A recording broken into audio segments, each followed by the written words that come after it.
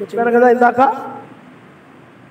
మరణపు బాధ్యత ఉంటుంది వాళ్ళకి. ప్రార్థన మీద ఏముండదు. మధ్యరాత్రి వెళ్ళిపోవచ్చు అనుకోండి, ఏదో ఆకలితో పొద్దు తిని పడుకుంటారు, ప్రార్థన చేసుకుందాం అనుకోరు. మధ్యరాత్రి కూడా తినేవాళ్ళు ఉంటారు, తిండిపోతులు ఉంటారు కొంతమంది. వెలుగు వస్తే సాయంత్రం మిగిలిపోయినే కదా చికెన్ కొంచెం తినేద్దాం, ఆకలి తినాలనిపిస్తుంది. అది మధ్యరాత్రి కూడా లేచి తినేవాళ్ళు ఉంటారు. అర్ధరాత్రి 1 గంటకో 2 గంటలకో తిండిపోతున్న వాళ్ళు. ప్రార్థన విషయంలో ఆ విధంగా ఉండరు. ప్రార్థన కొంతమంది మధ్యరాత్రి లేచి ప్రార్థన చేసేవాళ్ళు ఉంటారు. తెల్లవారుదాము 3 గంటలు లేచి నోరెత్తి ప్రార్థన చేస్తూ ఉంటారు. పక్కన వాళ్ళు అనుకుంటారు 3 అయినట్టుంది, ఆ పక్క ఆయన ప్రార్థన చేస్తున్నారు అనుకుంటారు కొంతమంది ఆ ప్రార్థన చేసుకుంటే దుప్పర్లు తక్కువలు అనుకుంటారు. 3 గంటలు లేచి ఆయన ప్రార్థన చేస్తుంటాడండి, అర్ధరాత్రి కూడా ప్రార్థన చేస్తుంటాడండి, సాయంత్రం మాట కూడా ప్రార్థన ఏర్పడతా ఉంటుంది ఆ ఇంట్లో. నిజమైన క్రైస్తవ కుటుంబం ఆయన మనిషి. హల్లెలూయా.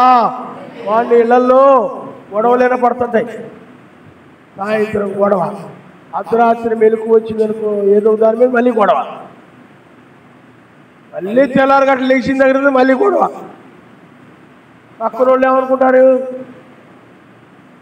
వాళ్ళు మెలుకొని లేచినట్టుంది, గొడవలు ఆరంభమయ్యాయి అనుకుంటారు. ఆ విధంగా కూడా ఉంటారు. ఎప్పుడు ప్రార్థన.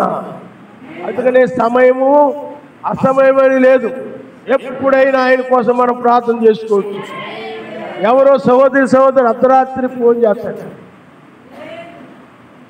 అందరూ కొంచెం రావాలంటాడు. కృష్ణ కొంచెం ఈ సమయంలోనా ఎలా పర్లేదా ఈ సమయంలో ఫోన్ చేయడం ఏంటి? ఇప్పుడు ఎవరు వెళ్ళి ఆయనకి ఏదో కావాలంటే ఎవరు తెచ్చి పెడతారు? ఆయనకి ఏదో చేయాలంటే ఎవరు చేసి పెడతారు? ఈ సమయంలో నువ్వు పరిచర్య చేయడం కోసం ప్రయాసపడడం ప్రార్థన చేయడం కోసం సమయం అసమయమో లేదు. నువ్వేదో ఒక సమయం పెట్టుకొని లెగుస్తున్నావేమో. ఏ సమయంలోనైనా ప్రార్థన చేసుకోవచ్చు, ఏ సమయంలోనైనా వాక్యం వినొచ్చు, ఏ సమయంలోనైనా బైబిల్ చదువుకోవచ్చు. అర్ధరాత్రి లెగిసి బైబిల్ చదువుకున్నారు అనుకోండి, ఎప్పటికా ఎలా పాలేదేటి ఇచ్చి బైబిల్ చదువుకున్నాం, ప్రార్థన చేసుకున్నాం, అడగా ఇద్దరు మానేకుండా అనేవాళ్ళు ఉంటారు కొంతమంది. సమయం మందు అసమయం మంది ఏమిటి చేయండి చెప్పండి? ప్రార్థన చేసుకోవచ్చు. అలాగే సువార్త కూడా సమయము అసమయము, వాక్యం వినడానికి కూడా సమయము అసమయము లేదు. ఎప్పుడైనా మనం ప్రార్థన చేసుకోవచ్చు, ఎప్పుడైనా సువార్త ప్రకటించవచ్చు, ఎప్పుడైనా సువార్త వినొచ్చు, ఎప్పుడైనా మనం సహోదరి సహాయపడవచ్చు. ఎప్పుడైనా ఏ సమయంలోనైనా సమయము అసమయమైన లేకుండా ఏ సమయంలోనైనా ఆయన కోసం నువ్వు ప్రయాసపడాలి. ఆయన మన ప్రార్థన చేస్తున్నావు, పరిచర్య చేస్తున్నావు, బైబిల్ చదువుకుంటున్నావు, వాక్యం వింటున్నావు. ఇద్దరు లేవగానే ప్రార్థన చేసుకోవాలి అనిపిస్తుంది, కానీ కొంతమంది పడుకుందాం అనిపిస్తుంది. అలాగే మధ్యాహ్నం మాట సమయం లేదంటే పొద్దుగా చేసుకునేది ప్రార్థన కావడంటుంది. దాన్ని నేను ప్రార్థన చేసుకుంటా ఉంటే వెళ్ళి సాయంత్రం ప్రార్థన చేసుకుంటా ఉంటే కావడండి, మాస్టర్ గారు వెళ్ళి సాయంత్రం దాకా ప్రార్థన చేసుకుంటానే ఉన్నారండి, ఏం మాట్లాడుతున్నారండి? సమయం లేదా? మేము పొద్దుటే ప్రార్థన చేసుకుంటాం, ఇంక చేసుకోం, మేము మళ్ళీ సాయంత్రం చేసుకుంటాం. సమయం లేదండి, ఒక సమయం పెట్టుకోరా మీరు అంటుంటారు వాక్యం తెలియక. హల్లెలూయా, హల్లెలూయా, హల్లెలూయా. కాబట్టి పిల్లల సంపూర్ణమైన దీర్ఘశాంతముతో ఉపదేశించుతూ, ఖండించుతూ, గద్దించుతూ బుద్ధి చెప్పుము. పిల్లారా, ఇది అపోస్తలుడైన పౌలు గారు ఇది 7 సంఘ కాలంలో 7 దూతలకు కానీ 5 రకాల పరిచర్యలో ఉన్నవారు కానీ రాసినటువంటి మాటలు. లోకానికి సువార్త ప్రకటించేవారు కాబట్టి ఆ విధంగా రాశారు. తిమోతికి రాయడమే వాళ్ళకి రాయడం. ఈనాడు ఈ కాలంలో కూడా ఈ మాటలు వర్తిస్తాయి. ఆయన మన స్తోత్రం. హల్లెలూయా. అయితే జనుల గురించి మాట్లాడుతున్నాడు ఇక్కడ. ఈనాడు జనులు ఎలా ఉన్నారు అనేది మనం చూసినట్లయితే, జనులు హితబోధను సహించడం లేదు.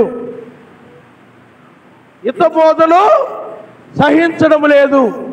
వాళ్ళు హితము కోరి, మేలు కోరి, నువ్వు వాక్య ప్రకారంగా ఉండమని చెప్తే సహించడం లేదు. లెగిసిపోతున్నారు, అలాగా కోపం పెట్టుకుంటున్నారు, కోపగించుకుంటున్నారు. నీ హితము కోరి, ఇదిగో నువ్వు ప్రార్థన చేసుకోవట్లేదనంటే, ఇదిగో నువ్వు లోక స్నేహాలు కలిగి ఉంటున్నావంటే, ఇదిగో నీవు లోకాన్ని ప్రేమిస్తున్నావంటే, నన్ను అలా అంటావా, ఇలా అంటావా, నా గురించి ఇలా మాట్లాడతావా అని ఏం చేస్తున్నారు చెప్పండి? కోపము పెట్టుకుంటున్నారు. అంటే మంచి మాటల్ని, హితము కోరేటువంటి మాటలు అంటే మంచి మాటలు, క్షేమాన్ని కోరే మాటలు, నీ రక్షణ కోరే మాటలు, అలాంటి వర్తమానము, అలాంటి వాక్యం వినడానికి ఈనాడు మనుషులు అలాంటి వర్తమానాన్ని సహించలేకపోతున్నారు. వాళ్ళకు అనుకూలంగా బోధిస్తే వస్తారు మందిరానికి.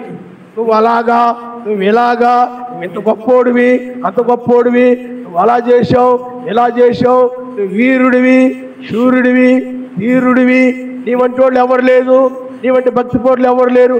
పొగిడించుకోవడానికైతే అర్థమైంది చెప్పండి. పొగుడుతూ ఉంటే, దువ్వుతూ ఉంటే వస్తూ ఉంటారు అన్నమాట. అందుకే మత్స్య సంఘాలు ఏం చేస్తారు? దువ్వుతారు.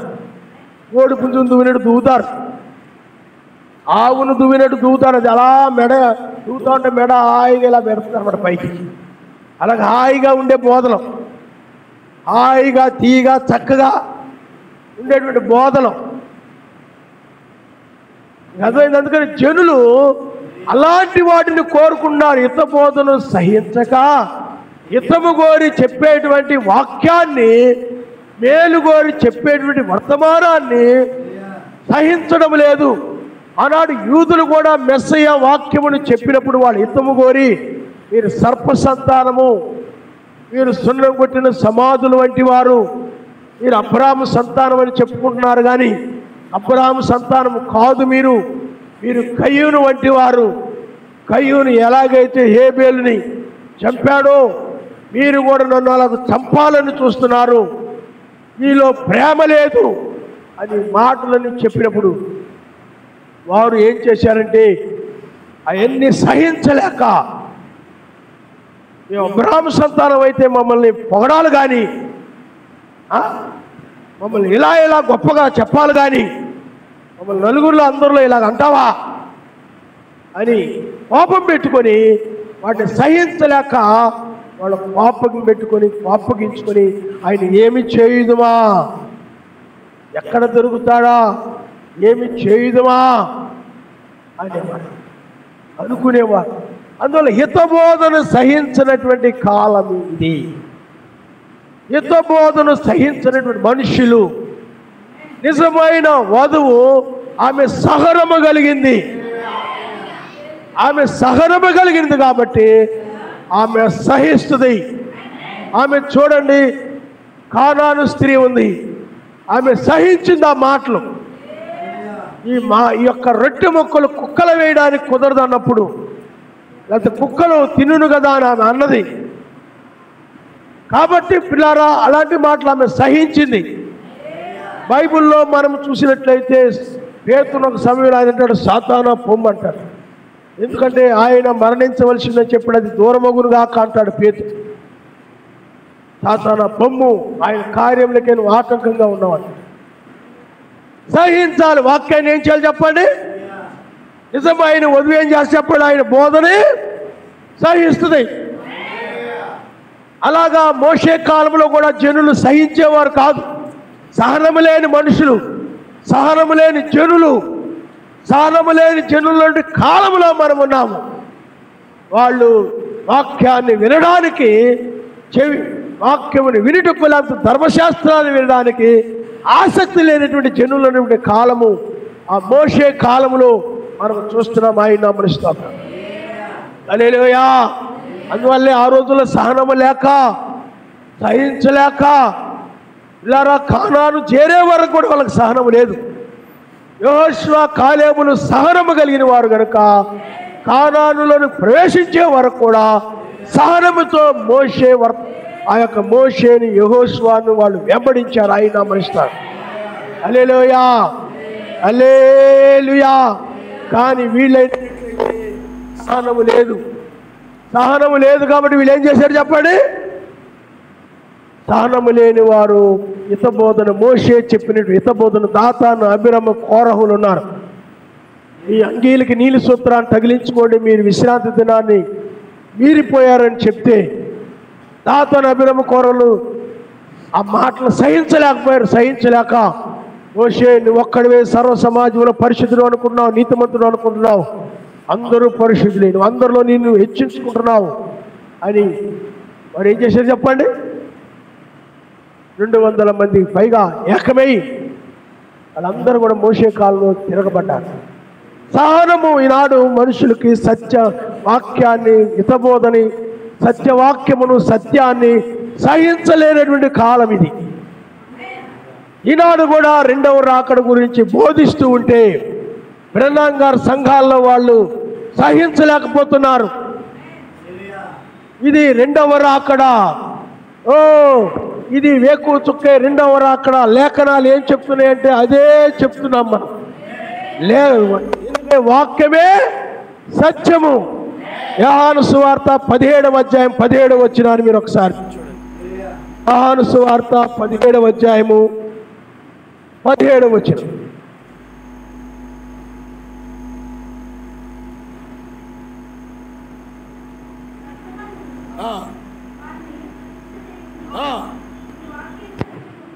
సత్యమందు వారిని ప్రతిష్ఠ చేయము, నీ వాక్యమే సత్యము. సత్యమందు వారిని ప్రతిష్ఠ చేయము, నీ వాక్యమే సత్యము. సత్యం అనగా ఏమిటి చెప్పండి? వాక్యమే. కాబట్టి మనుషులు ఈనాడు వాక్యమే చెప్తున్నాం, సొంతది ఏమీ చెప్పడం లేదు. వాళ్ళు హితము కోరి చెప్తున్నాం. ఎందుకంటే తెల్లవారుజాము ఇది ప్రమాదకరమైన సమయము. ఎందుకంటే ఇక్కడ రక్షించబడే వాళ్ళు ఉంటారు, ధన్యులే. విడవబడే వాళ్ళు ఉన్నారు, ప్రమాదము. ఎంత ప్రమాదం అంటే మరి ఎన్నడూ ఇక నరకములో ఉండాల్సిందే. ఎవరు నిన్ను రక్షించరు అక్కడ. అప్పుడు నీ పుస్తకాలు నిన్ను రక్షించవు, నీ కాలేజీలు నిన్ను రక్షించవు, నీ సర్టిఫికేట్లు నిన్ను రక్షించవు, నీ డిగ్రీలు నిన్ను రక్షించవు, నీ మార్కులు నిన్ను రక్షించవు, ఏమీ రక్షించవు. అర్థమైందా? ఏమీ రక్షించవు. ఏ హోదా కూడా నిన్ను రక్షించదు, ఏది నిన్ను రక్షించదు. అందువల్ల భయంకరమైన సమయం, అందుకనే భయంకరమైన మహాదినం అని బైబిల్ చెప్తుంది. కాబట్టి మనము హితబోధను, ఆ గద్దింపును మనము సహించాలి. గద్దింపే తైలాభిషేకం అని వాక్యం చెప్తుంది. అంటే ఆత్మ అభిషేకము. ఆ గద్దింపు వైపు ఎవరైతే తిరుగుతారో, పశ్చాత్తాపడి ఎవరైతే తిరుగుతారో వాళ్ళ ఆత్మను పొందుకుంటారు. సహించలేక మమ్మల్ని పందులు అంటున్నాడు, మమ్మల్ని కుక్కలు అంటున్నాడు అని, ఆ రోజుల్లో మమ్మల్ని సర్ప సంతానం అంటున్నాడు, మమ్మల్ని అగౌరవంగా అలాగేలాగా మాట్లాడుతున్నారు అని అనుకొని ఆ రోజులు ఏం చేశారు చెప్పండి? సహించలేక అంగీకరించారు. ఒకటి రాకుండా ఈనాడు కూడా బ్రహ్నాం గారి సంఘాల్లో వాళ్ళు అది అబద్ధ వధువు అంటే, దుష్ట వధువు అంటే సహించలేకపోతున్నారు వాళ్ళు. కానీ హితబోధన సహించేది ఆయన వధువు, ఆయన అమరిస్తారు. హల్లెలూయా. నా మేలు కొరకే కదా, నా క్షేమము కొరకే కదా, నా మార్పు కొరకే కదా, నేను ఎత్తపడాలనే కదా, నేను ఆయన రాజ్యంలో ఉండాలనే కదా, నా మేలు కొరకే కదా అనుకునేవాడు హితబోధన సహిస్తాడు. హల్లెలూయా. హోదా కోరుకునేవాడు, గౌరవం కోరుకునేవాళ్ళు, పేరు ప్రఖ్యాతులు కోరుకునేవాళ్ళు, అందరి చేత ఘనపరచబడాలనుకునేవారు, అందరి చేత అందరిలో పేరు కలిగి ఉండాలనుకునేవారు హితబోధన సహించలేదు. ఎందుకంటే వాళ్ళు ఒక మంచి పేరు కోరుకుంటారు, సంఘంలో జనుల్లో నన్ను అలా చెప్పుకోవాలి, ఎలా చెప్పుకోవాలా, ఇలాగని కోరుకుంటారు. అలాంటి వాళ్ళు ఏం చేస్తారు చెప్పండి? గౌరవంగా మాట్లాడితే సంతోషపడిపోతుంటారు, కానీ మరలా ఏదైనా ఒక మాట హితం కోరి చెప్పినప్పుడు తట్టుకోలేకపోతుంటారు.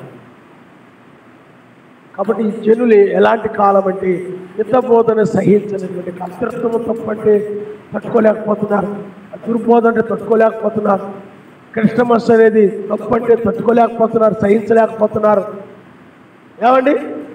స్త్రీబోధ తప్పంటే సహించలేకపోతున్నారు, హితము కోరే తప్పని చెప్తున్నారు. ఏమండి? 1963లో రెండవ రాకడ జరగలేదంటే తట్టుకోలేకపోతున్నారు. అది రెండవ రాకడ యొక్క దర్శనము, అది ఒక సూచన అని చెప్తే తట్టుకోలేకపోతున్నారు. కానీ నిజమైన వధువు ఆమె సహనము కలిగింది కాబట్టి వాక్యమును హితబోధని ఆమె మాత్రమే సహించి సహనముతో ఆమె మారుతాది. యోబు వలె యోబు చూడండి, అన్నిటిని కూడా తట్టుకున్నాడు. అతడు సహనము కలిగిన వాడు. అతడు మేలు కోసమైతే జరిగింది, అతడు క్షేమము కోసమైతే జరిగింది. ఎందుకంటే రెండంతలు పొందుకున్నాడు. అతడు ఒక వంతు కాదు, రెండంతలు శరీరం మారింది. మేలు కోసమే, అతని హితము కోసమే యోబు జీవితంలో జరిగాయి. హల్లెలూయా. మనుషులు హితబోధని, మేలు కోరి చెప్పే మాటలని, బోధని సహించడం లేదు. కానీ మనుషులు ఏం చేస్తారో చెప్పండి?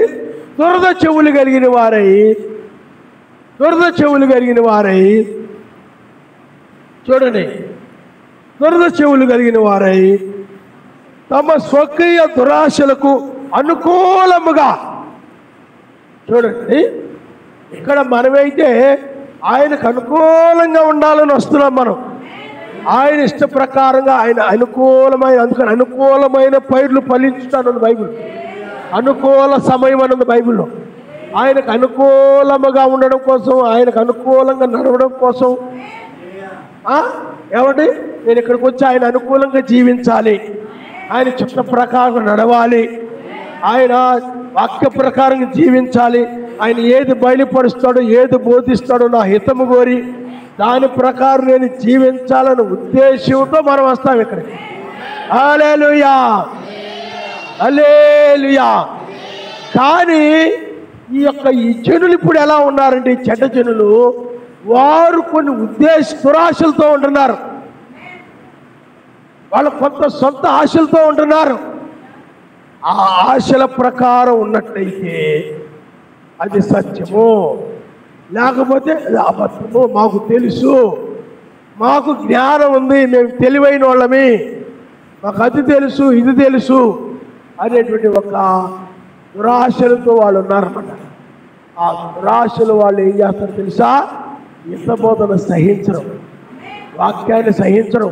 ఇప్పుడు తిరుపతి వాళ్ళు ఉన్నారనుకోండి, వాళ్ళు ముగ్గురు దేవుళ్ళు అనే ఒక చిత్తత్వంలో ఉన్నారు. వాళ్ళు ఇక్కడికి వచ్చి కూర్చున్నాడు అనుకోండి, దాన్ని నమ్ముతాడు అతడు. అప్పుడు అతను ఏం చేస్తాడంటే, తీర్థం తప్పన్నాం అనుకోండి, సహించలేకపోతాడు. వాటిలో ఏముంది? ఏ అభిప్రాయం ఉంది? సొంత అభిప్రాయం ఉంది. అదే దురాశ, సొంత ఆలోచన ఉంది. వధువు అయితే ఏ ఆలోచనలు లేకుండా, సొంత అభిప్రాయాలు లేకుండా ఆయన ఆలోచన స్వీకరించడానికి వస్తాయి. కానీ ఈ జనులు ఎలా ఉన్నారంటే సొంత ఆలోచనలతో ఉన్నారు. ముగ్గురు దేవుళ్ళు అనే ఊహల్లో ఉన్నారు. అలాంటి వాళ్ళు వచ్చి ఇక్కడ కూర్చుంటారు. వచ్చి కూర్చొని వాక్యం వింటారు. వాక్యం విన్న తర్వాత వాళ్ళు ఏమంటారంటే, వాళ్ళ ఆశలకు అనుకూలంగా, వాళ్ళు తలంపులకు అనుకూలంగా ఉండదు ఈ వాక్యం. వాళ్ళు ముగ్గురు దేవుళ్ళని నమ్ముతారు. ఇప్పుడు సతీష్ కుమార్ చర్చి వాళ్ళు, నూతన చర్చి వాళ్ళు, బాప్టిస్ట్ చర్చి వాళ్ళు, పెద్దగో చర్చి వాళ్ళు ఎవరో వచ్చి ఇక్కడ కూర్చున్నారు అనుకోండి, వాళ్ళు సొంత ఆలోచన కలిగి ఉంటారు. దేవుడు సర్వశక్తిమంతుడు, ముగ్గురు, క్రిస్తువులో బాప్తిజము, ఇలా సొంత సిద్ధాంతాలలో ఉంటారు వాళ్ళు. అవే దురాశలు. వాళ్ళు వచ్చి వాక్యం విన్నారనుకోండి, వాళ్ళ ఆలోచనలకు అనుకూలంగా ఉండదు కాబట్టి, వాళ్ళ దురాలోచనలకు అనుకూలంగా ఉండదు కాబట్టి వర్తమానం, వాళ్ళ దురాశలకు అనుకూలంగా ఈ వర్తమానం ఉండదు కాబట్టి వాళ్ళు ఏం చేస్తారంటే ఇష్టపడతారు. సహించలేరు. ముగ్గురైతే ఒకడేం బోధిస్తున్నాడు, సర్వశక్తిమంతుడు మెస్సయ్య తండ్రి కుమార పరిశుద్ధాత్మ బాప్తిజం అన్నాడు, ఈయన యేసుక్రీస్తునామమున బాప్తిజం అంటున్నాడు. కరెక్ట్ కాదు ఇది అని తన ఆశలకు అనుకూలంగా త్రిత్వాన్ని గురించి ఎక్కడైతే బోధిస్తుంటారో, తండ్రి కుమార పరిశుద్ధాత్మ బిరుదులు ఎక్కడైతే బాప్తిజం అక్కడికి వెళ్ళిపోతాడు. అర్థమైందా? హిత బోధన హితము కోరి తప్పు అని చెప్తే అది ఖండిస్తే, త్రిత్వము తప్పని ఖండిస్తే, ఏమండి నామములో బాప్తిజమే కరెక్టు, తండ్రి కుమార పరిశుద్ధాత్మ బిరుదుల్లో బాప్తిజం కరెక్ట్ కాదని చెప్తే సహించలేడు అనమాట అతడు. నిజమైన వధువు మాత్రము ఆమె సహిస్తుంది, ఆయన నామనిస్తాడు. ఒక్కడు సహిస్తే నామములో బాప్తిజము సహిస్తుంది, ఆయన నామనిస్తాడు. వాళ్ళైతే ఈ బాప్తిజాన్ని సహించరు. ఒక్కడంటే సహించరు. ఎందుకనంటే పౌలు గారు అదే చెప్తున్నాడు, సత్యమునకు చెవి ఇవ్వక కల్పన కథల వైపు తిరుగు కాలము వచ్చును.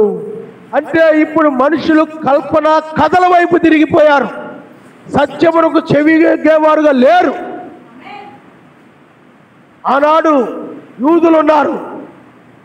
ఆ యూదులు వాళ్ళు ఏం చేశారంటే మనుషులు కల్పించిన పద్ధతులు దైవోపదేశములను బోధించు కొన్ని యోధా మతంలో కొన్ని కల్పితమైన వాటిని తీసుకొచ్చేశారు. అవే దైవోపదేశములని బోధిస్తున్నారు. రోమన్ క్యాథలిక్ సంఘం కూడా బైబిల్ని తన ఇష్టం వచ్చినట్లు కల్పించేసింది, మార్చేసింది. సంఘానికి అధికారం ఉందని చెప్తారు, ఆ సంఘానికి హక్కు ఉందని చెప్తారు అన్నమాట. వాళ్ళు కూడా మరియమ్మ ఆరాధనలు, పోపుకి పాపాలు క్షమించే అధికారం ఉంది. ఎవరో ఒక విచారం చేశాడు అనుకోండి, అయితే పాపం చేశాడు అనుకోండి, దొంగతనం చేశాడు అనుకోండి, ఎక్కడో చోట దొంగతనం చేశాడు. దొంగతనం అంటే ఇతరుల అనుమతి లేకుండా తీసుకొచ్చుకోవడం దొంగతనం. ఆ దొంగతనం చేశాడు అనుకోండి, పోపు దగ్గరికి వెళ్ళి ఇలా నేను దొంగతనం చేశానని చెవిలో చెప్తే అప్పుడు మీకు పాప పరిహార పత్రం ఇస్తా, డబ్బులు తీసుకొని ₹1,00,000 50,000 తీసుకొని పాప పరిహార పత్రం ఇస్తాడు.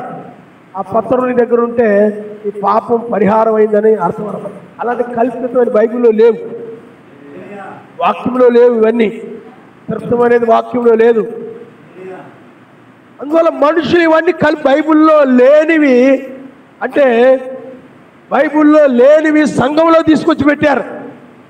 త్రిత్వం అనేది బైబిల్లో లేదు, సమాజము సంఘంలో తీసుకొచ్చారు. ఆయన తండ్రి కుమార పరిశుద్ధాత్మ బాప్తిజాన్ని గురించి ఇలారా అది మర్మముగా ఉంది, కానీ ఆయన నామంలోనే బాప్తిజం ఇచ్చారు. కానీ తండ్రి కుమార పరిశుద్ధాత్మలో బాప్తిజం పొందినట్టు ఒక్కరు లేరు బైబిల్లో. ఆయన నామంలోనే బాప్తిజం పొందిన వారు ఉన్నారు. కాబట్టి బైబిల్లో లేని దాన్ని తీసుకొచ్చి ఇస్తున్నారు బాప్తిజాన్ని. ఎవరు పొందుకోనటువంటి బాప్తిజాన్ని ఇస్తున్నారు అంటే మనుషులు కల్పితమైన వాటి వైపు తిరిగిపోయారు. అందుకని ఈనాడు కల్పన కథలంటే కల్పితమైన బోధలే అవన్నీ కూడా. అందుకని మత్స్య సంఘాల్లో జరిగే బోధలన్నీ కూడా కల్పన కథలు. అవి త్రిత్వం అనే కథ, దానికి ఒక కథ చెప్తారు త్రిత్వాన్ని గురించి. మీకు అర్థమైందా? క్రిస్టమస్ అనేది ఒక కథ, కల్పితమైంది. అది బైబిల్లో ఎవరు కూడా క్రిస్టమస్ చేయలేదు, క్రిస్టమస్ను ఆరాధన చేయలేదు. డిసెంబర్ 25న ఎవరు కూడా ఆరాధన చేయలేదు బైబిల్లో. అది ఒక కల్పన కథ. కల్పన కథల వైపు తిరిగిపోయారు జనులంతా. అన్ని సంఘాలను కూడా కల్పన కథల వైపు తిరిగిపోయి ఉన్నాయి, సత్యం వైపు లేవు. సత్యానికి నాడు ఎవరు కూడా చెవి ఒక్కడం లేదు. కల్పన కథల వైపు తిరిగిపోయినటువంటి కాలంలో మనము జీవిస్తున్నాం. ఆయన సత్యానికి ఎవరు చెవి ఒక్కడం లేదు. ఈనాడు నువ్వు వెళ్ళి ఆయన ఒక్కడే చెప్తే ఎవరు వింటలా, చెవి ఒక్కడం లేదు. నాకు అక్కర్లేదయ్యా వెళ్ళిపోతున్నా. సతీష్ కుమార్ చర్చి వాళ్ళకి వెళ్ళి నువ్వు ఆయన ఒక్కడే అని చెప్తే చెవి ఒక్కడంలా, సత్యానికి చెవి ఒక్కడంలా. నామంలోనే అందరూ బాప్తిజం పొందారమ్మా, ఎవరు తండ్రి కుమార పరిశుద్ధాత్మను బాప్తిజం పొందలేదంటే చెవి ఒక్కడంలా. క్రిస్మస్ బైబిల్ ఎవరు చేయలేదమ్మా, ఈ చర్చిలో చేస్తున్నారు తప్పంటే సత్యం చెప్తున్నాం, చెవి ఒక్కడంలా. చెవి తిప్పుకొని వెళ్ళిపోతున్నారు, చెవులు మూసుకుంటున్నారు, చెప్తుంటే లెగిసి వెళ్ళిపోతున్నారు, పరుందని వెళ్ళిపోతున్నారు. ఏమిటి? సత్యమునకు చెవి యొక్కనటువంటి కాలం ఇది. హల్లెలూయా! ఇంత బోధను సహించినటువంటి కాలము. అందుకనే ఈనాడు నూతన సంఘాల్లో, బాప్టిస్ట్ సంఘాల్లో, రోమన్ క్యాథలిక్ సంఘాల్లో, సతీష్ కుమార్ సంఘాల్లో, శ్యామ్ కిషోర్ సంఘాల్లో, దినకరన్ సంఘాల్లో, అన్ని సంఘాల్లో కూడా కల్పన కథలు చెప్తున్నారు ఈ బోధకులు. సత్యం అక్కడ లేదు. 7వ దూత వచ్చి, బ్రహ్మం గారు వచ్చి, అలాగే జాన్సన్ గారు వీళ్ళందరూ కూడా సత్యాన్ని చెప్పినప్పుడు సత్యమునకు చెవి యొక్కనటువంటి జనులు కల్పన కథల వైపు తిరిగిపోయారు. సత్యం వైపు తిప్పడానికే వాళ్ళు వచ్చారు, కానీ సత్యం వైపు వీళ్ళు తిరగలేదు. ఆయన వధువు మాత్రమే కల్పన కథల నుండి బయటకు వచ్చింది, నామములో బాప్తిజం పొందింది, ఆయన ఒక్కడని విశ్వసించింది. క్రిస్మస్, లెంట్ దినాలు, భస్మ బుధవారం అని, లేకపోతే ఏదో శుక్రవారం, అలాంటివన్నీ కూడా విడిచిపెట్టి సత్యం వైపు నిలిచి ఉన్నది ఆయన వధువు మాత్రమే. హల్లెలూయా! కల్పనా కథలు మనకు అక్కర్లేదు, సత్యమే కావాలి, వాక్యమే కావాలి, వాక్యాన్ని మనము సహించాలి. కల్పనా కథల వైపు తిరిగిపోయారు. హితబోధన సహించక వాళ్ళకు అనుకూలమైన కల్పనా కథలు చెప్పేవారి వైపు తిరిగిపోయారు. బైబిల్లో లేనివి చెప్తున్నారు. దానికి కూడా వాక్యాన్ని ఏవో ఒక్కరగా వాక్యాలు చూయించి మోసం చేస్తున్నారు. బైబిల్లో స్త్రీ బోధ లేదు. 5 రకాల పరిచర్యల్లో కూడా అపోస్తులు, ప్రవక్తలు, ఉపదేశకులు, కాపరులు, ఏమండి అలాగూ అపోస్తులు, ప్రవక్తలు, ఉపదేశకులు, కాపరులు, ఈ విధంగా 5 రకాల పరిచర్యలు ఉన్నాయి. మీరు ఒకసారి చూడండి, ఎఫెసీయులకు రాసిన పత్రిక ఒకసారి మనం చూద్దాం. ఎఫెసీయులకు రాసిన పత్రిక 4వ అధ్యాయము 13వ వచనం. అపోస్తులను, ప్రవక్తలను, సువార్తికులను, కాపరులను, ఉపదేశకులు. 13వ వచనం. ఎఫెసీయులకు రాసిన పత్రిక 4వ అధ్యాయం 13వ వచనం ఏమని చెప్పండి? అపోస్తులు, ప్రవక్తలు, సువార్తికులు, కాపరులు, ఉపదేశకులు. ఇవి 5 రకాల పరిచర్యలు. బ్రహ్మాంగర తర్వాత 5 రకాల పరిచర్యలు ఉన్నాయి. ఇక్కడ ఎక్కడైనా స్త్రీ బోధకులు అనే మాట ఉందా? లేదు. బైబిల్లో స్త్రీ బోధించమని ఎక్కడ బైబిల్లో లేదు. అధికారము చేయకూడదు స్త్రీ, పురుషుడి స్థానాలు ఆమె తీసుకోకూడదు. అధికారం చేసేది శిరస్సు అంటే పురుషుడే. పురుషుడి స్థానములో ఆమె ఏలు పెట్టకూడదు. గృహములో పురుషుడే యజమానిగా ఉండాలి. అతడు కూడా వాక్య ప్రకారంగా నడిచేవాడుగా ఉండాలా. అది కూడా వాక్యం మీద భయభక్తులు కలిగేవాడుగా ఉండాలి. ప్రార్థన మానకుండా వచ్చేవాడుగా ఉండాలా. ఆరాధన మానకుండా గృహానికి, ఇంటికి అతడు ఒక శిరస్సుగా ఉండాలి. హల్లెలూయా! ఒకవేళ నీ భర్త ఆ విధంగా అన్యుడు, మత్స్యాకుడు అయితే, లేకపోతే ఒక సాతాను సంబంధి అయి ఉన్నట్లయితే, సాతాను మార్గంలో అతడు నడుస్తూ ఉన్నట్లయితే, నీ భర్త, నీ శిరస్సు ఆయన కాబట్టి ఆయన బట్టి నువ్వు నడవాల్సిందే. అదే నీ భర్త నీతిమంతుడైతే ఆయనకు శిరస్సు మెస్సయ్య. హల్లెలూయా! అందుకనే ఈ మెస్సయ్య అనే శిరస్సును బట్టి నువ్వు నడవాలి. మెస్సయ్య యొక్క శిరస్సును కలిగి బట్టి నువ్వు పురుషుడైనా స్త్రీ అయినా, ఎందుకంటే పురుషుడు ఆ మెస్సీ శిరస్సు కలిగి ఉంటాయి. పురుషుని యొక్క శిరస్సు ఆమె కలిగి ఉందంటే మెస్సీ శిరస్సు ఆమె కూడా కలిగి ఉందన్నారు. ఇక్కడ అందుకనే స్త్రీ అధికారం చేయడం ఉపదేశించడం బైబిల్లో లేదు. అది ఒక కల్పన కథ. దానికి ఒక కథ చెప్తారు. నాకు కళ వచ్చింది, ఈ కళ వచ్చింది, నన్ను దేవుడు పిలిచాడు. బైబిల్లో ఎస్తేరు చేసింది, దెబోరా చేసింది, వాళ్ళు చేశారు. వాళ్ళందరూ కూడా సంఘానికి మాదిరిగా ఉన్నారు. వీళ్ళు ఆ స్థానాలు తీసుకుంటున్నారు. వీళ్ళు మేమే వాళ్ళం అంటున్నారు. వీళ్ళు దెబోరా అన్న, ఎస్తేరు అన్న సంఘమై ఉన్నది, విశ్వాసులై ఉన్నారు. కానీ స్త్రీ బోధకుడు అంటే ఏం చేస్తున్నాడు? మేమే వాళ్ళం అంటున్నారు. వీళ్ళు కల్పన కథ. ఇది దయ్యము యొక్క తంత్రం. ఇది ఆ తంత్రములు మనము తిర్తము. ఇలాంటి తంత్రాలు మనము ఎరగని వారము కాదు. హల్లెలూయా. కల్పన కథల వైపు తిరిగిపోయిన కాలం. జనులు కల్పన కథలను కోరుకుంటున్నారు. కల్పన కథలను కోరుకుంటున్నారు. క్రిస్మస్, లెంట దినాలు ఇవన్నీ కూడా సాతాను యొక్క తంత్రములే తప్ప సర్వశక్తిమంతునికి సంబంధించినవి కాదు. అందుకనే కల్పన కథల నుండి మనము ప్రత్యేకించబడిన వారము. అందుకనే ఏ సంఘ శాఖతో కల్పన బోధలు కలిగిన ఏ డినామినేషన్తో మనకు సంబంధం లేదు. ఆయన వధువుకి ఆ పెండ్లి కుమారునితోనే సంబంధము. ఆయన వధువు ఏకముగా మధ్యాకాశమునకు కొనుమవాడే కాలము ఈ తెల్లవారుజాములో మనమున్నాం. కల్పన కథల వైపు మనము కాదు, తీర్థం వైపు. సాక్షులు కల్పన కథ, శనివారం ఆరాధన కల్పన కథ. ఇలాంటి కల్పన కథలు కొన్ని వేలున్నాయి ప్రపంచంలో. కల్పించబడిన వాటి వైపు తిరిగిపోయారు. బ్రహ్నాం గారు చెప్పింది సత్యమే, జాన్సన్ గారు చెప్పింది సత్యమే. అయితే బ్రహ్నాం గారి సంఘాల్లో కూడా కల్పన కథలున్నాయి, కల్పన వాక్యాలున్నాయి, కల్పిత బోధలు.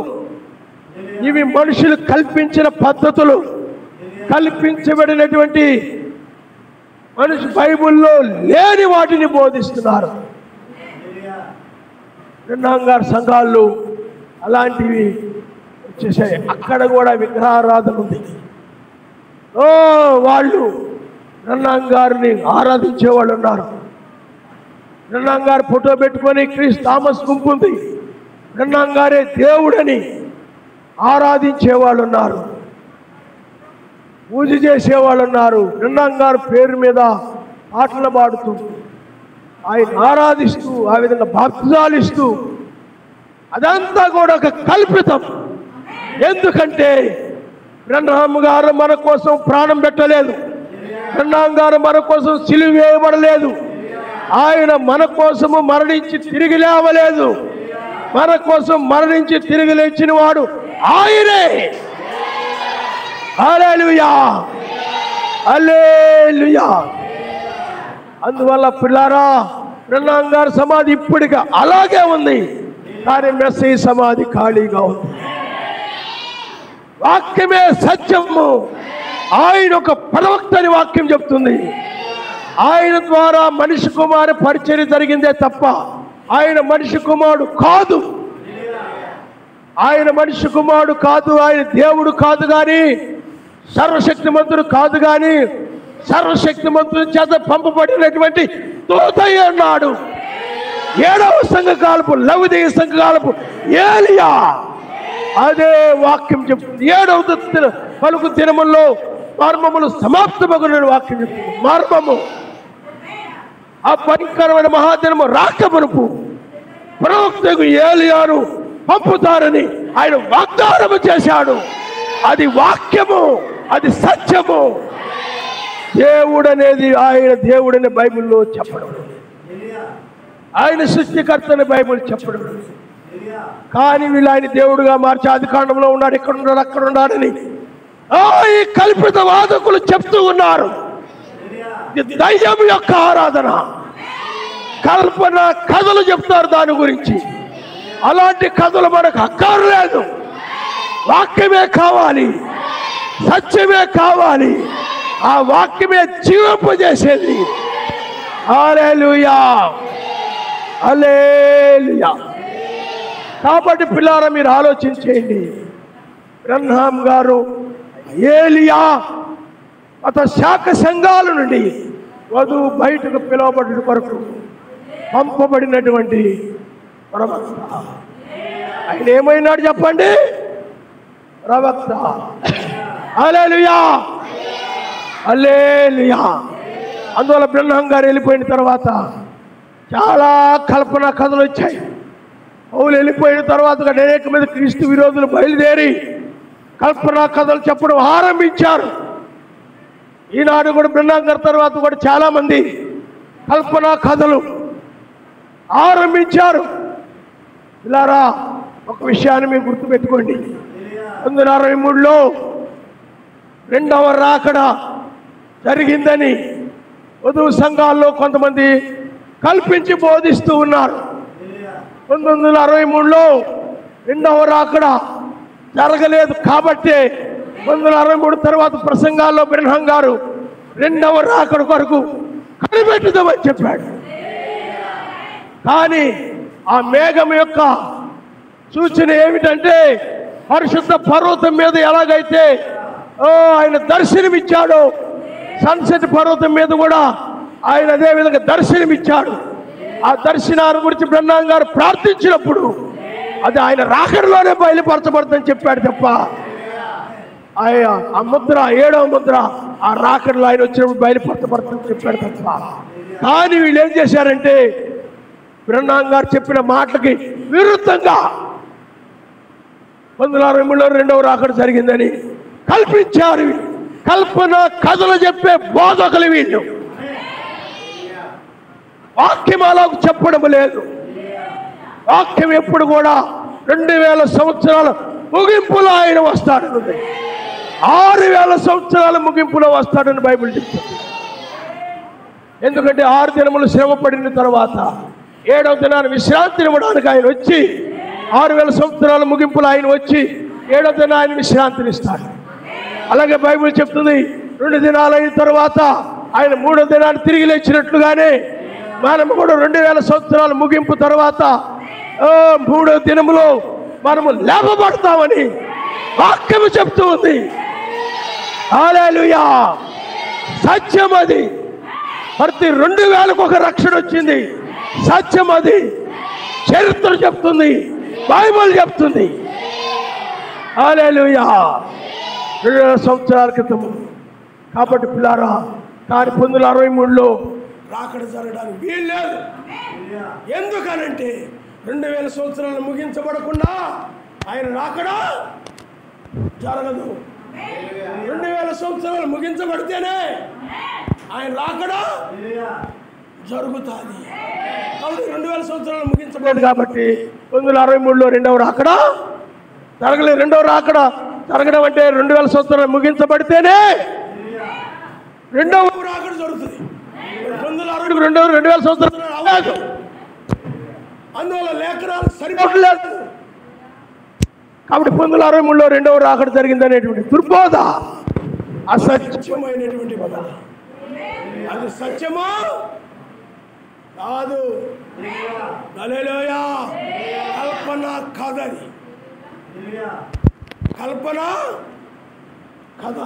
అందుకని మనుషులు కల్పించిన పద్ధతులు దైవోపదేశములను బోధిస్తూ వ్యర్థముగా నన్ను ఆరాధిస్తూ ఉన్నారని వాక్యం చెప్తుంది.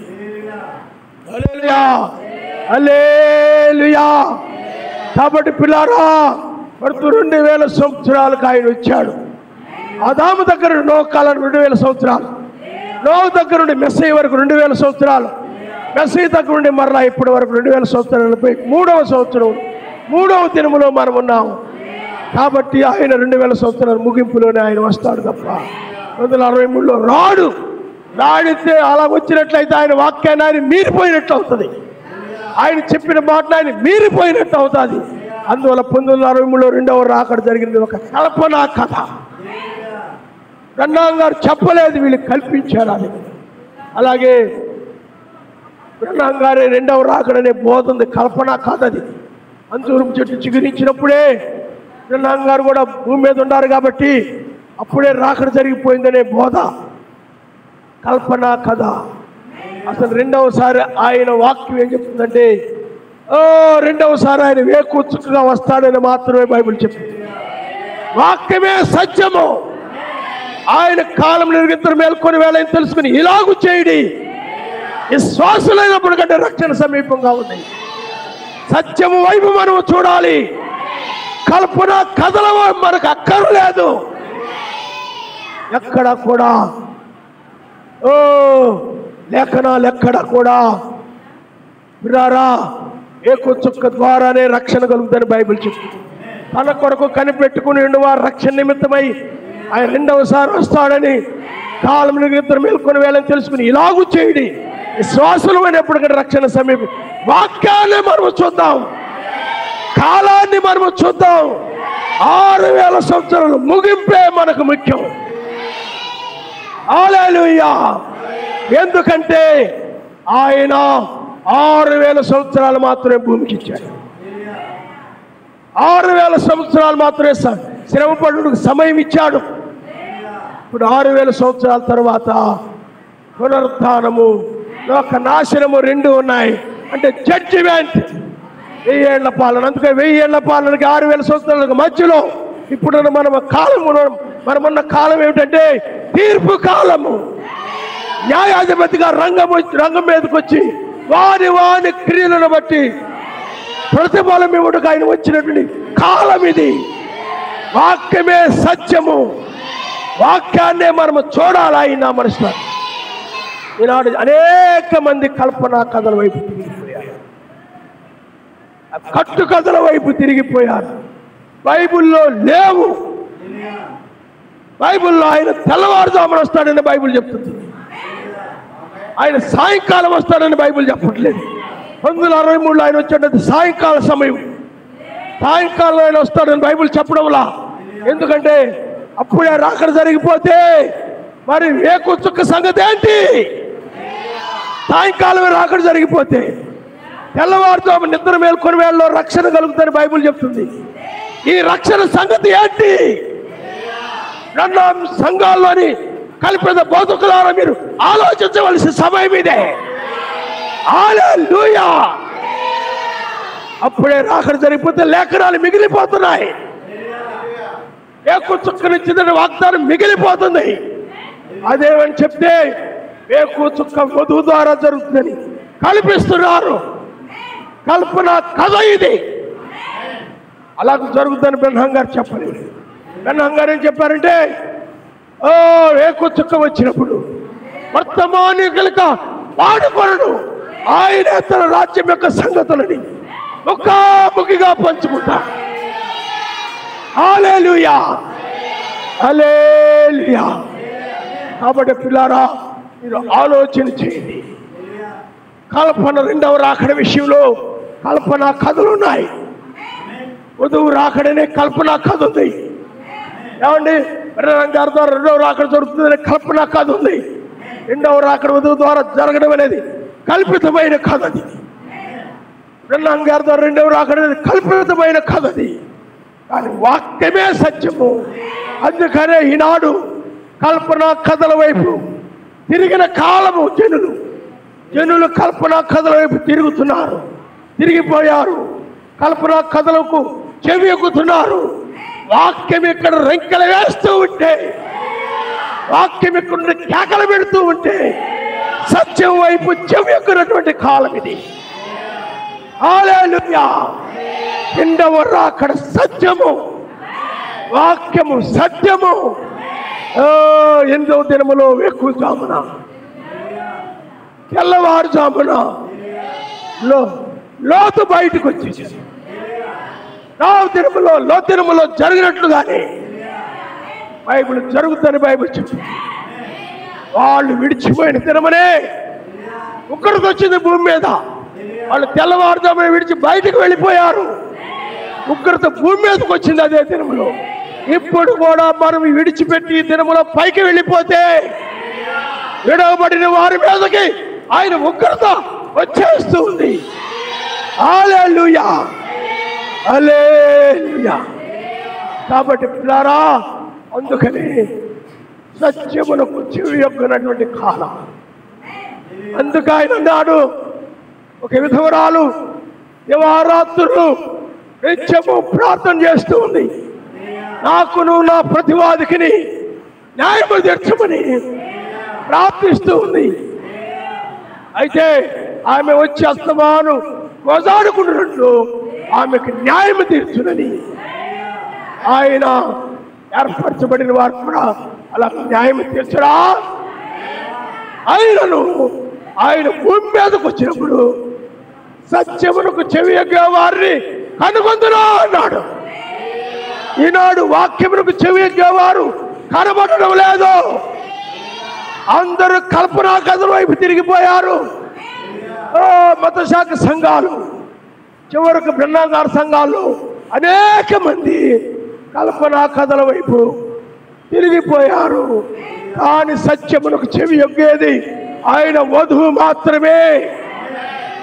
ఆమె మాత్రమే హిత బోధన సహిస్తుంది, సత్యం వైపు నిలుస్తుంది, మెస్సయ్య వైపు నిలుస్తుంది. మిగతా వాళ్ళందరూ కూడా హిత బోధన సహించక కల్పన కథల వైపు తిరిగి దురద చెవులు కలిగిన వారై ఆ కల్పన కథలు చెప్పేవారి వైపు, వారు అనుకూలమైన బోధకుల వైపు తిరిగిపోతారని చెప్పింది బైబిల్. అదే నేడు జరుగుతుంది. అందుకనే సత్యం వైపు, సత్యమునకు చెప్పి ఒక కల్పనా కథల వైపు జనులందరూ తిరిగిపోయిన కాలం వచ్చుననుంది. అది వచ్చింది. జనులు ఇప్పుడందరూ కూడా కల్పనా కథల వైపు తిరిగిపోయారు.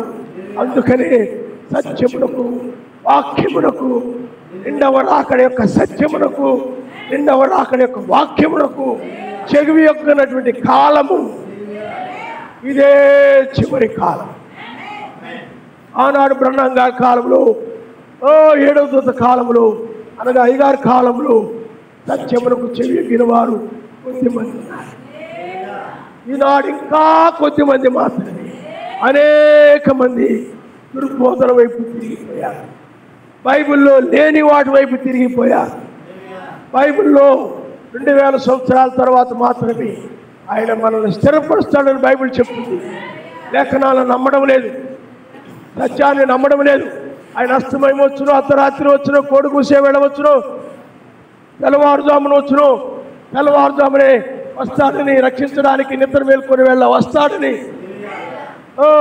ఆయన వేకొచ్చుగా వస్తాడని, ఆయన తీర్పు తీరుస్తాడని బ్రహ్మంగారు అన్నారు. ఇదిగో యెహోషువ కాలంలో వేకువజామున వాళ్ళు యోర్దాను దాటారు. అలాగే వేకుచుక్క వచ్చును, అప్పుడు మీరు మరణమును దాటి యోర్దాను వెళ్ళిపోతారు. బ్రహ్మంగారు మాటలు నమ్మట్లేదు కల్పిత బోధకులు. ఆయన చెప్పింది సత్యమే అంటారు. సత్యమైనప్పుడు నమ్మాలి కదా, వీళ్ళు నమ్మరు. అందుకనే ప్రపంచం అంతా దయ్యం వైపు, సాతాను వైపు, కల్పన కథల వైపు తిరిగిపోయినా మనకు సత్యమే కావాలి. సత్యముతోనే మనం నిలిచి ఉండాలి. సత్యముతోనే మనం నిలిచి ఉందాం. ఆమేన్, హల్లెలూయా. సత్యము తప్ప మనకు ఏమీ వద్దు. సత్యము తప్ప మనకేమి అక్కర్లేదు. ఆయనే సత్యవంతుడు. ఆయన మాటే సత్యము. ఆయన వాక్యమే సత్యము. ఆయన వాక్యముతోనే మనం నిలిచి ఉండాలి. హల్లెలూయా, హల్లెలూయా. కాబట్టి ఇప్పుడు మనం ఎక్కడున్నామంటే చివరి సమయములో, చివరి కాలములో భూమి మీద ఆయన ప్రపంచము, భూమి మీద సర్వ మానవాళ్ళని ఆయన తుడిచిపెట్టబోయే ముందుగా నీతిమంతులు భూమి మీద నుండి తీసుకుని వెళ్ళే కాలమే తెల్లవారుజాము.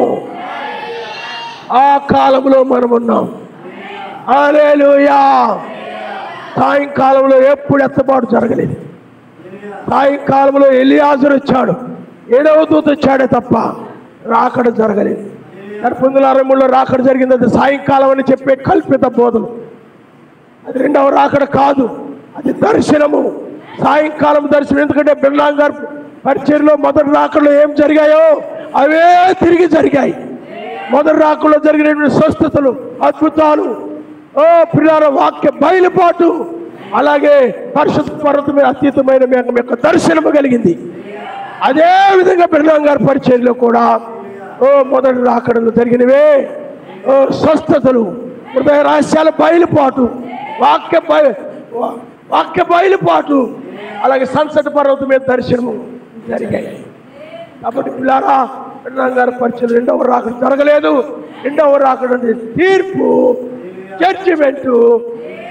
అందువల్లే జడ్జిమెంట్ అంటే లోకంలో మనం నేర్చుకునే రీతిగా వాని క్రియలను బట్టి ఇది ప్రతిఫలం, బహుమతులు పొందుకునే సమయం. ఇది లోకమును సువార్త ప్రకటించే సమయమో కాదు.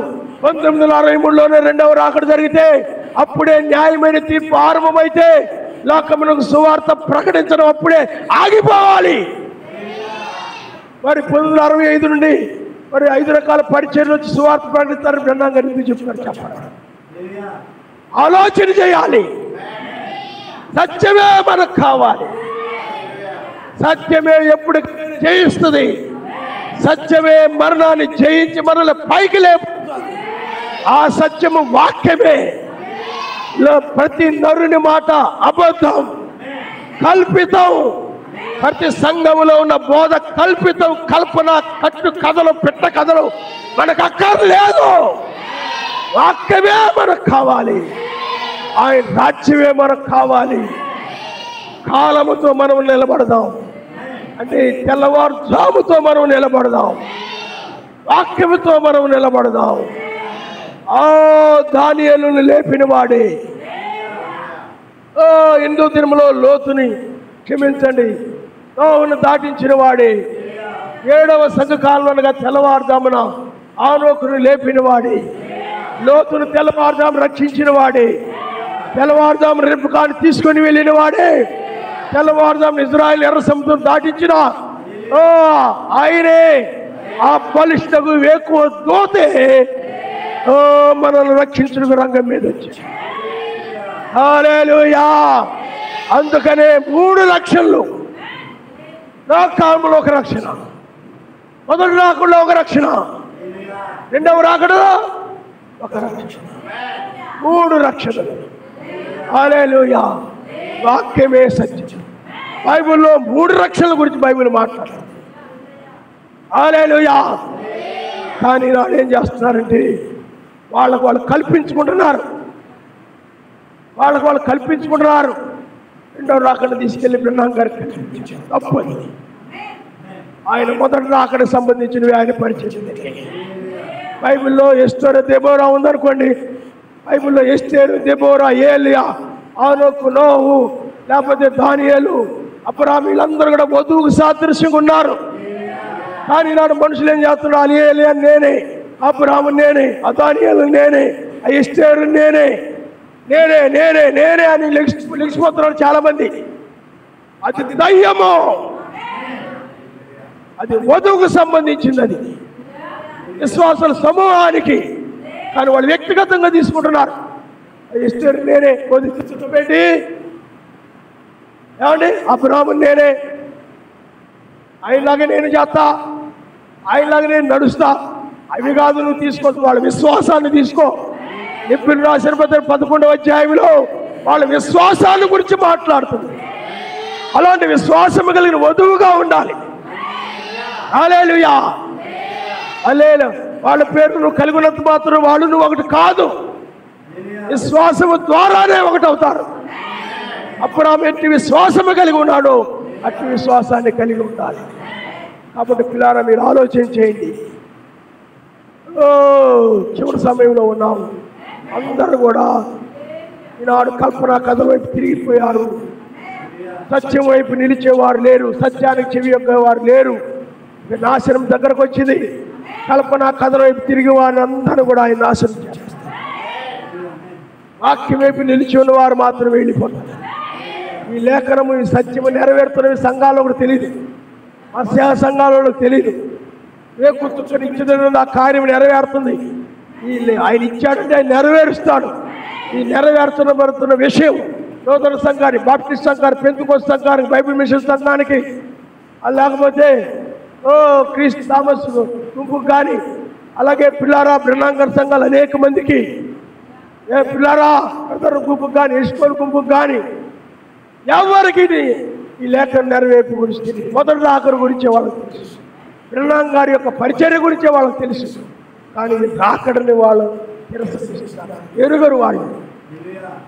ఎందుకంటే వాళ్ళ కల్పన కథల వైపు తిరిగిపోయి సత్యములకు చెవియొక్కని. అందుకనే రోమన్ క్యాథలిక్ సంఘం కల్పనా కథ, నూతన సంఘం కల్పనా కథలు బోధిస్తుంది. బాప్టిస్ట్ సంఘంలో అక్కడ కల్పనా కథలు ఉంటాయి. వేరు వేరు సంఘాల్లో వేరు వేరు కల్పనా కథలు. మనం కల్పించుకొని కథలు కాదు, చెప్పి వాక్యమే. హల్లెలూయా. కాలమును తగిన ఆహారము, కాలమును తగిన వాక్యము. ఈ కాలానికి తగిన వాక్యం ఏంటంటే, పిల్లారా ఏదో లోకములో సంఘ శాఖలో ఉన్న వారిని ఏడవ దూత పిలిచినట్టుగా పిలుచుడు కాదు, నిజమైన వధువుని ఎక్కిరమని పిలిచే వాక్యమే. ఈ కాలానికి తెల్లవారుజామున కావలసిన వాక్యం ఇదే. లోతులు కూడా ఈ వాక్యమే. ఈ చోటు విడిచి మీరు బయటకు రండి, ఋతువునకు సరిపడిన ఆహారం అని చెప్పాడు బ్రహ్మాంగ. నీకు బ్రహ్మాంగారు కాలంలో ఉన్న వాక్యం పనిచేయదు, కాలంలో వాక్యం పనిచేయదు. అలాగే ఆరో కాలంలో వాక్యం పనిచేయదు. ఇప్పుడు మోషే కాలంలో వాక్యం పనిచేయదు, యోషువ కాలంలో వాక్యం పనిచేయదు, అపోస్తలుల కాలంలో వాక్యం పనిచేయదు. అది ఎందుకంటే అది ఎక్కిరమ్మనే స్వరము కాదు, అది మతశాఖ సంఘాల నుండి బయటికి పిలిచేశారు కాలం. కానీ ఈ కాలం వర్తమానమే, ఈ తెల్లవారుజాము వర్తమానమే ఎక్కిరమ్మని వర్తమానము, లోక నాశనాలను తప్పించే వర్తమానము, నీ శరీరమును మార్చే వర్తమానము. ఇది సత్యము. తెల్లవారుజాము వినబడే బోరత్వం ఇదే. దానియేలుని పైకి తీయడి. ఎందుకంటే 120 కుటుంబాలు ఉన్నాయి, దుష్ట కుటుంబాలు. అవి దానియేలుకు వ్యతిరేకంగా కొండాలు చెప్పారు వీళ్ళు, కుతంత్రాలు పన్నారు వీళ్ళు. 120 మందిని నాశనం చేయబోయే సమయం వచ్చింది. కాబట్టి వారితో పాటు నశించిపోకుండా దానియేలు పైకి తీయబడే కాలము, బయటకు పిలువబడే కాలము, లోకము నుండి వెలుపలకు పిలువబడే కాలము, లోకము దాని ఆశ గతించే సమయం వచ్చింది. తెల్లవారుజాము తర్వాత అదే జరిగింది బైబిల్లో. ఇప్పుడు కూడా అదే జరుగుతుందని మనం నమ్ముతున్నాం. నువ్వు లేఖనాన్ని నమ్మితే నువ్వు రక్షించబడతావు. ఇంతకు ముందులాగా నువ్వు చప్పగా చల్లగా ఉండవు సుమా. రక్షణ పట్ల దాహము కలిగి, ఆశ కలిగి, ఆయన కలుసుకోవాలనేటువంటి దృష్టి కలిగి ఉంటావు. హల్లెలూయా. ఇంకా లోకములో ఏదో సంపాదించాలి, లోకములో ఇంకా ఏదో చేయాలి, లోకములో ఇంకా ఏదో చదవాలి, మంచి ర్యాంకులు తెచ్చుకోవాలి, మంచి పేరు తెచ్చుకోవాలి, అమ్మకి మా నాన్నకు చదివిస్తున్నందుకు మంచి పేరు తేవాలి. ఏమండి, నేను మంచి ఉద్యోగం చేసి మంచి హోదాలో జీవించాలి. ఆ హోదా, ఈ హోదా, కలెక్టర్ హోదా, ఎంఆర్ఓ హోదా, ఎస్పీ హోదా, ఆ హోదా, ఈ హోదా సంపాదించి ఇలాంటివన్నీ కూడా ఆశించే సమయం ఇది కాదు. వీటి పట్ల దాహము కలిగిండే సమయం ఇదే కాదు. ఇవన్నీ లేనటువంటి ప్రపంచం రాబోతా ఉంది. ఆ దేశంలో కలెక్టర్లు లేరు, ఇంజనీర్లు లేరు, లెక్చరర్లు లేరు, ప్రొఫెసర్లు లేరు, డాక్టర్లు లేరు, ఎవ్వరు లేరు. కానీ వారి అవసరతే లేదు. కానీ పరిశుద్ధులు, అతి పరిశుద్ధులు, పరిశుద్ధులు, పరిశుద్ధులు, పరిశుద్ధులని నీతి సమాధానం కలిగి పరిశుద్ధాత్మని ఆనందముతో జీవిస్తారు. అలాంటి జనులు ఎత్తబడతారు. దానికోసమే దాహము కలిగి ఉండాలి. అందుకని ఆయన రాజ్యానికి ఇంజనీర్లు, లేకపోతే ప్రొఫెసర్ని, డాక్టర్ని, కలెక్టర్ని, యాక్టర్ని వాళ్ళని వీళ్ళని తీసుకెళ్ళడానికి ఆయన రాలేదు. కానీ నీతి, సమాధానము, పరిశుద్ధాత్మ ఆనందం ఎవరు కలిగి ఉన్నారో వారే ఆ రాజ్యానికి అర్హులు తప్ప మరి ఎవరును ఏ పాపి అర్హుడు కాదు, ఏ అవిశ్వాసి అర్హుడు కాదు, ఏ కల్పనా కథలు చెప్పేవాడు అర్హుడు కాదు. ఈ హక్కు నీకు వీసా లాంటిదే. నీతి, సమాధాన, పరిశుద్ధాత్మ ఆనందం. ఈ వీసా లేకపోతే విడవబడతావు. అది కలిగి ఉన్నావా లేదో ఆలోచించుకో. ఇదే సత్యము. అయితే ఈనాడు ఆయన రాజ్యం వైపు ఎవరు చెవి, ఆయన రాజ్యం యొక్క సంగతుల వైపు ఎవరి చెవి ఒకటి లేదు. కానీ కల్పన కథల వైపు, కల్పన లోకం వైపు, కల్పించిన వీడియో గేముల వైపు, కల్పించినటువంటి కట్టుకథల వైపు లోకము తిరిగిపోయారు. మనల్ని ఎవ్వరు ఆ కట్టుకథల వైపు తిప్పలేదు. ఎందుకంటే లోకములో ఉన్నవాడు కంటే మనలో ఉన్నవాడు గొప్పవాడు. మనలో ఉన్న గొప్పవాడిని లోకములో ఉన్న సాతాను కంటే మనలో ఉన్నవాడు గొప్పవాడు. ఫరో కంటే మోషేలో ఉన్నవాడు గొప్పవాడు. ఆహాబు యెజెబెల్లో ఉన్నవాడు కంటే ఏలియాలో ఉన్నవాడు గొప్పవాడు. అందువల్లే వాళ్ళని లోకం వైపు సాతానుడు తిప్పలేకపోయాడు.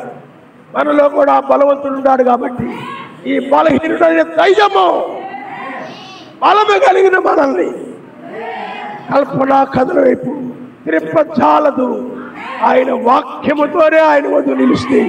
ఆయన వాక్యాన్ని ఆమె చూస్తే, అందుకనే వాక్యానికి ఏమి సొంత అర్థం మనం చెప్పబడ్డది.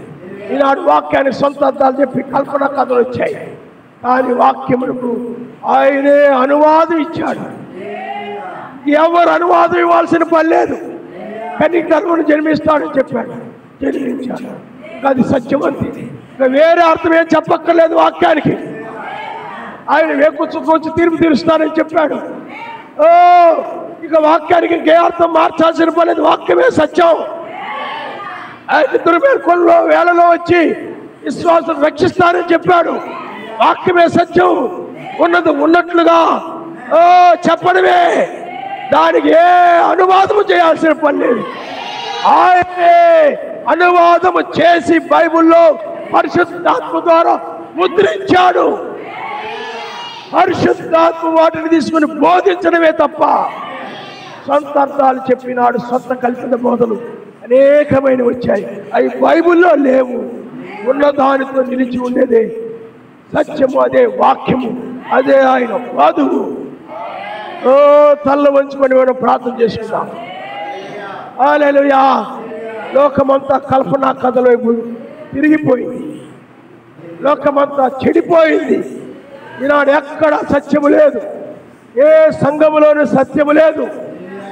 అన్ని దుర్బోధల్లో, అనేకమైన కల్పిత బోధల్లో చిక్కుబడిపోయాయి. ఈనాడు సత్యం వైపు మనము నిలిచి ఉన్నాం.